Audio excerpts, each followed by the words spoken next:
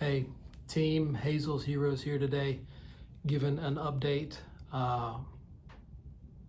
Since we have been on this journey, Charity's just about 7 months old. Hazel diagnosed a couple of months before that.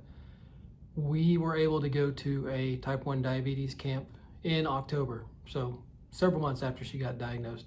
And it was a family camp, not just a camp for kiddos. It was immeasurable in terms of what it taught us, and it was also awesome for her. But one thing as we continue in this journey is hearing more about how beneficial it is for kids to be able to attend diabetes camps. And my wife was able to attend a mom's night out type of thing with a bunch of other T1D moms. We heard it at this camp. It's just, originally I just thought it was for kids that were newly diagnosed, because it is an onslaught. It is a life-changing event, and it is a learning curve, and it is just everything. And I can only imagine, our daughter was 6 when it happened, and just imagine that happening as a teenager, the uncomfortable, the insecurities, and then the learning curve of highs and lows, feeling like crap and then having to deal with it, or if an alarm on your phone or device goes off in class, the embarrassment. So that's the initial onslaught. But what we're also finding is that some attendees of the camps it's also beneficial for kids on an yearly basis. Some of the families we met, their kids were diagnosed 2 years old. Now they're 9. 3 years old, and now they're 7, and they're realizing that there is something that they're different.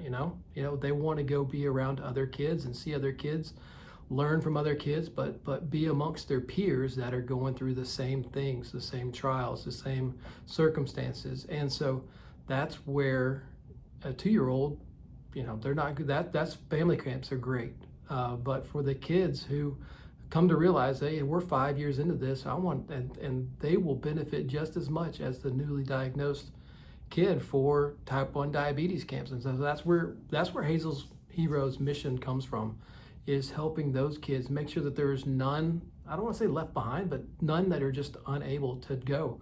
And so our mission has been to raise funds, and we're excited today to be able to say that we sent funds to, there's a camp in Alabama that we'll be supporting, and there's a camp in Nashville, Tennessee area that we're going to be supporting.